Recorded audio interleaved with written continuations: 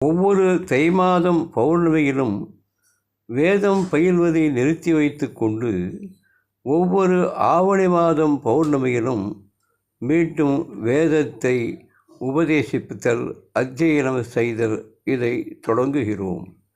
இந்த இடைப்பட்ட காலம் நமது ஜீவனத்திற்காக நாம் செல்ல வேண்டிய காலமாகும்.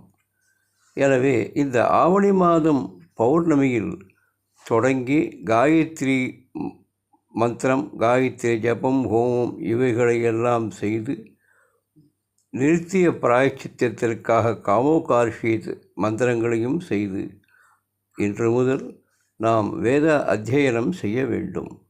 குறைந்தபட்சம் முன்னோர்களிடம் சென்று சந்தியாவந்தனம் போன்ற மந்திரங்கள், மிகவும் முக்கியமான வேத மந்திரங்களையாவது நாம் அவசியம் கற்றுக்கொண்டு அதை நாம் தொடர வேண்டும். இதுவே ஆவணி